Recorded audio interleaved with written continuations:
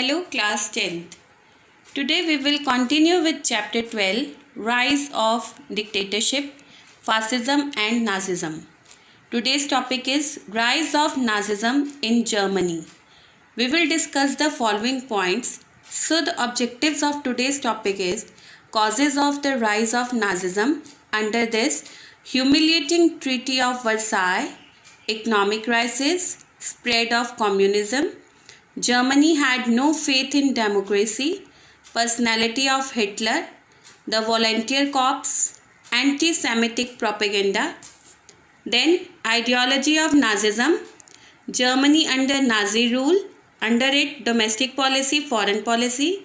Then after this, comparative study of fascist and Nazi ideologies, similarities of fascist and Nazi ideologies, difference in fascist and Nazi ideologies, similarities between the causes of rise of Nazism and fascism. Now we will discuss some key terms. Number 1, Social Democrats means hold a strong anti-corruption stance. Number 2, Nationalist. It means a person who wants his or her country to become independent. Number 3, Royalist. It means a person who supports the principle of monarchy. Number 4, Communist. It means a person who believes in or supports communism. In the last video, we have discussed about fascism. Now in this video, we will discuss about Nazism. Rise of Nazism in Germany. After the First World War, Germany had to face an economic crisis. There was unrest in the country. Lawlessness means disorder appeared and there were revolts at many places. The weak government could not control the situation. Kaiser William II, the ruler of Germany, was compelled to resign and he fled to Holland on November 10, 1918 to save his life. The communists tried to get power into their hands, but they failed badly. The Constituent Assembly was formed on January 19, 1919 to frame a new constitution for Germany. The new constitution, known as Weimar Constitution, was introduced on August 10, 1919. It set up a democratic republic in Germany. The new republic had to face many problems, but it could not solve these problems, and its failure gave rise to dictatorship or Nazism in Germany under the leadership of Adolf Hitler. After defeat in the First World War, the Germans revolted against their king Kaiser Wilhelm II, who was forced to give up his position. Free and fair elections were held to a new parliament soon after. The new parliament met in January 1919 at Weimar and adopted a new constitution known as Weimar Constitution, which made Germany a democratic republic. The new republic had to face many problems, and its failure gave rise to dictatorship or Nazism in Germany under the leadership of Adolf Hitler. Adolf Hitler, an Austrian by birth, had fought in the German army during the First World War. In 1919, he joined a small political group called the German Workers' Party, which was formed in Munich. Soon he became its leader and changed its name to the Nazi Party. Causes of the rise of Nazism. The following causes led to the rise of Hitler and the Nazi Party in Germany. Humiliating means embarrass. Treaty of Versailles. Germany was compelled to sign the Treaty of Versailles, by which she had to pay a huge war indemnity, means compensation for loss. This treaty was very harsh and humiliating. This created the feeling of dissatisfaction among the people of Germany. They looked down upon the Weimar Republic, which had signed such a disgraceful treaty. Disgraceful means shameful. The republic was regarded as a symbol of national disgrace. Germany wanted to establish her old prestige. When Hitler assured the Germans about the restoring their old prestige, they became his followers. The factors which contributed to the growth of Nazism were the following. Number one, humiliating Treaty of Versailles. Defeat in the First World War and the conditions imposed by the Treaty of Versailles made the Germans feel humiliated and helpless. Germans looked down upon the Weimar Republic, which had signed such a disgraceful treaty. Germany was forced to give large chunks of her territory to France, Belgium, Poland, and Denmark, and also to pay heavy reparations $33 billion. Germany wanted to establish her prestige. These sentiments were exploited by Hitler. He assured the Germans about the restoring their old prestige. They became his followers. Economic crisis. Germany had to face an economic crisis after the First World War. She suffered heavy losses in life and property in the First World War. After the war, many soldiers became unemployed. Trade and commerce were also ruined. The workmen were thrown out of employment. In 1929, there was, however, a great slump in Europe. It affected Germany also. Germany was in the grip of unemployment and starvation. The price rose and value of money declined. The Republic failed to solve the economic crisis. Hitler took advantage of this situation. The Germans believed in Hitler and his promises. Economic crisis. As a result of the harsh terms of the Treaty of Versailles, Germany had to suffer in agricultural production, foreign investments, trade contract, etc. After the war, many soldiers became unemployed. Germany was in the grip of unemployment and starvation. Hitler took advantage of this situation and assured the people that if they would abide by Nazi ideology, their economic misery would come to an end and Germany would regain her lost glory. Spread of communism.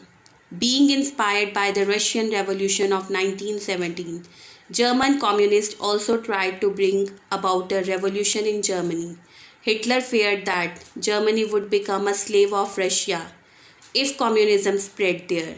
He exposed the destructive results of communism to his people. He roused the national feeling among the people and instigated means inside them against communism. Consequently, the workmen and the masses joined the Nazi party in large numbers. Spread of communism.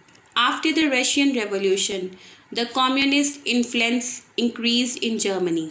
They organized themselves politically and succeeded in winning several seats in the parliament. Hitler was a loyal anti-communist and raised the dreadfulness. If communists came to power, they would follow the orders of their Russian associates blindly. So the workmen and the masses joined the Nazi party in large numbers. Germany had no faith in democracy. The Germans had no faith in democracy. Democracy was against their culture and traditions. They were unable to understand and follow the democratic institutions. They preferred prestige and glory to liberty and freedom. They at once gave a wholehearted support to a strong man of action like Hitler, who could transform their dreams into reality. Thus, the mentality of the Germans helped Hitler to become a dictator. Germany had no faith in democracy, as democracy was not in their culture and traditions of Germany. The Germans had no faith in democracy and unable to follow the democratic institutions. They only wanted freedom. They gave their full support to Hitler. Thus, we can say that the people of Germany helped Hitler to become a dictator. Making the best use of party strife. Strife means conflict. There were many political parties in Germany. Social Democrats, Nationalists, Royalists, and the Communists were the chief parties. The period from 1919 to 1933 was a period of party strife in the history of the German Republic when each party tried to gain power. This weakened the Republic and the Nazis gained a good opportunity to snatch power. Making the best use of party strife. The chief political parties in the Germany were Social Democrats, Nationalists, Royalists and Communists.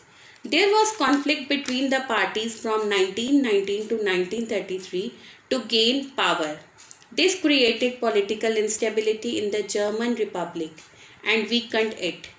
And Hitler made the best use of party conflict and snatched the power. Personality of Hitler. Hitler possessed a very influential and charming personality. He was a best-rate orator. Orator means good at making public speeches. He was a resourceful person, a tireless worker, and an able organizer. His speeches were very effective and had great logic in them. Naturally, the people began to have a blind faith in him, and they started thinking of him as a great leader. It has been rightly said of propaganda, he was past master. Personality of Hitler. Hitler had a charismatic personality. He had all the qualities required for a popular leader. He was a shrewd politician and a brave soldier. He knew the art of molding public opinion in his favor according to the circumstances. He was a gifted orator who captivated the Germans by his emotional speeches. The people began to have a blind faith in him and they started thinking of him as a great leader. The volunteer corps. Volunteer means agrees to do without forcing. German military force had been greatly reduced by the Treaty of Versailles. Many soldiers were rendered surplus and unemployed. Hitler organized the volunteer corps with the help of these soldiers. Hitler crushed the opposition parties with the help of this volunteer corps, and later on he greatly organized and strengthened his party with their help. The volunteer corps. Under the Treaty of Versailles, Germany's military force was considerably reduced and a large number of German soldiers were thrown out of employment.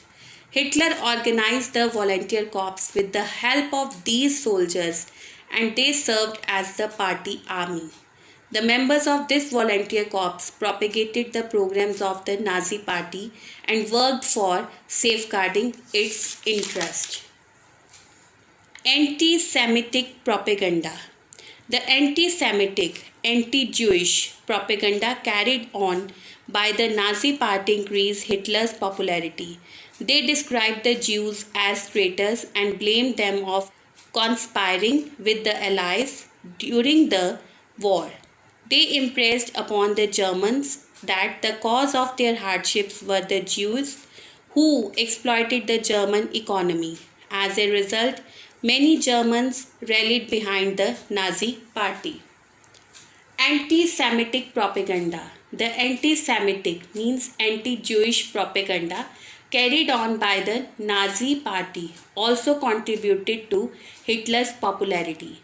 The Nazis described the Jews as traitors. They said that the Jews has conspired with the Allies during the war and could again commit treason against Germany.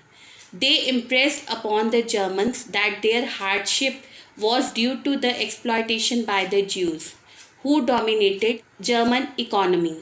Due to this anti-Semitic propaganda, many Germans rallied behind the Nazi party. Main features or ideology of Nazism. The main features of Nazism were the state is above all powers should be with the state and it should have hold on all the political, social and economic programs. The belief was that people exist for the state rather than the state for the people. To end the parliamentary institutions. Hitler had no faith in the parliamentary system, so he ended the parliamentary institutions. He therefore eradicated all those elements which offered opposition to his authority. To have control over education, press, radio, etc., and to maintain its own power. Hitler had full control over education, press, radio, etc. A ban was imposed on the press, public speeches, and writing of articles. All anti-Nazi books and magazines were consigned to fire. To crush all sorts of party formations and opposition, he concentrated all powers into his hands, suppressed all opposition, and propagated the ideology of Nazism. Various political parties were abolished. To root out means eliminate communism and liberalism. He totally destroyed communism and liberalism because he advocated the rule by a great leader from a single party. He concentrated all power into his hands. He changed the federal government into a unitary government. The right to private property was recognized only into a limit, which was not harmful to the national interest. Nazi ideology held entrepreneurship in high regard, and private property was considered a precondition to developing the creativity of members of the German race is in the best interest of the people. To mobilize means assemble private and state efforts for the development of agriculture and industries, etc. Factories were set up to provide work to laborers. Industrial and agricultural production and trade was encouraged. The Nazi Party considered Germany superior to all other nations and wanted to have her influence all over the world. It was of the view that the stronger must rule and not fuse with the weaker and so sacrifice its own greatness. Hitler believed in the doctrine of racialism, which presented Germans as the master race with the right and destiny to dominate the world. This race, he said, would rule all other inferior races. To turn out the Jews from Germany, as they were a great cause of the economic hardships of the people of Germany. The Nazis described the Jews as traitors. They said that the Jews had conspired with the Allies during the war and could again commit treason against Germany. They impressed upon the Germans that their hardship was due to exploited by the Jews who dominated German economy. To denounce means criticize the degrading Treaty of Versailles. The main objective of Hitler's foreign policy was to reject the Treaty of Versailles, which had humiliated Germany. Hitler openly condemned the Treaty of Versailles. He refused to pay the war indemnity as stipulated under the Treaty of Versailles. Expansion of the German Empire and to regain all colonies that she had acquired before the war. Hitler tried to acquire more territories for the surplus German population. To attain this objective, Hitler made use of force and rejected all compromises. He reclaimed the territory of Saar and Rhineland from France. In 1938, he annexed Austria by force. To increase the German military power, special efforts were made to increase the military force of the country. Military training was made compulsory, which again created more employment. He, that is Hitler, had a divine mission to make the Germans the dominant power in the world. He was, as he claimed, the representative of the German people. In his mission, he had complete confidence. Dairy and German. According to Dairy and German, Hitler had a mission of God to make the Germany more powerful country in the world. He called himself as the agent of the German people and he had full confidence in his aim. Germany under Nazi rule, domestic policy. Hitler captured all powers and set up a strong central government. All democratic institutions were suppressed. Domestic policy. Hitler concentrated all powers into his hands, suppressed all opposition, and propagated the ideology of Nazism. He changed the federal government into a unitary government.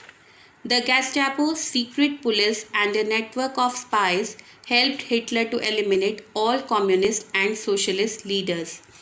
A secret police known as Gestapo kept a check on the activities of citizens. Those suspected of disloyalty to the state were arrested or executed without trial. Radio, newspaper, the press, magazines, etc. were controlled and supervised by the government agencies. A ban was imposed on the press, public speeches, writing of articles. All these were controlled and supervised by government agencies. He brought religion under his control. Hitler brought religion under his own control. Hitler followed the policy of anti-Semitism or hatred towards the Jews. He held them responsible for the miseries of Germany and deprived them of their citizenship. The anti-Semitic propaganda carried on by the Nazi Party contributed to Hitler's popularity. They said to Germans that their hardships was due to the exploitation by the Jews, so they wanted to deprive Jews from their citizenship. Factories were set up to give work to the laborers, banned strike, encouraged industrial, agricultural production and trade. Factories were set up to provide work to the laborers. Price control were introduced and incentives were provided for workers. Hitler assured the workers of safeguarding their interests and rights.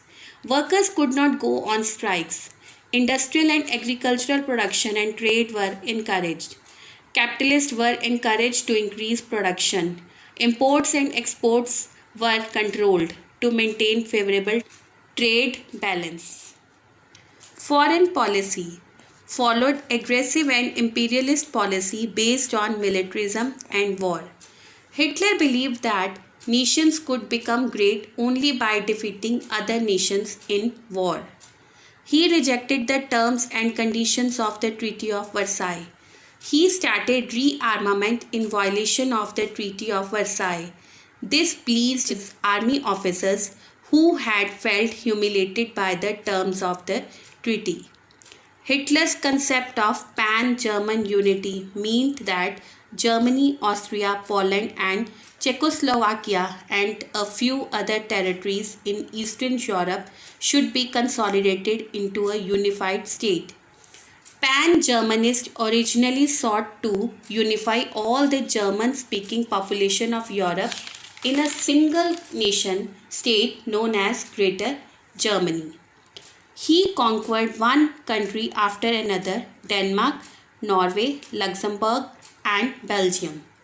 Between 1939 and 1941, German forces invaded Poland, Denmark, Norway, France, Luxembourg and Belgium. The conquest of Poland became the immediate cause of the Second World War. Thus he preached the gospel of victorious sword. Germany invaded Poland in September 1939 to prevent an anti-German alliance and violate the Treaty of Versailles. This was the immediate cause of the Second World War. Thus he preached a Christian message of victorious sword. It is a principle of man's control and power, his capacity to overcome life challenges with his interactions, desires and possessions. Comparative study of fascist and Nazi ideologies. We have already studied above the ideologies of both fascism and Nazism. Here we give their brief comparison. Some of their similarities and differences are narrated below in brief. We have already discussed about fascism and Nazism and its ideologies. Now we will discuss a brief comparison of these two ideologies. Similarities of fascist and Nazis ideologies. First, both fascism and Nazism were supporters of one party and one leader, Mussolini in Italy and Hitler in Germany. Both uphold one party and one leader. Mussolini was leader in Italy and Hitler was leader in Germany. They were dictators through and through. No one could challenge the authority of the leader of the party. Both Mussolini and Hitler had all the military and civil powers and nobody could criticize them. They both were dictators. They uphold intensely nationalistic and anti-communist, anti-democratic rule. They both had all military and civil powers. Those who were suspected of opposing them were treated harshly. Both fascism and Nazism preferred the state as compared to the individual. They believed the individual exists only for the society state. Both preferred the state is supreme and it could suppress the fundamental rights and freedom of individuals. Both fascism and Nazism were the supporters of imperialist and aggressive policy.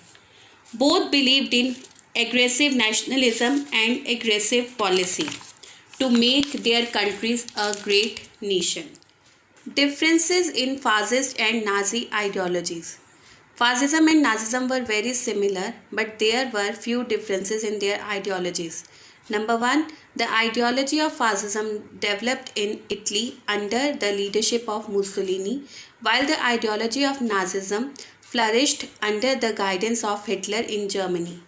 Fascism developed in Italy under the leadership of Mussolini, and Nazism developed in Germany under the leadership of Hitler. Another difference between the fascism and Nazism was on the so-called concept of race.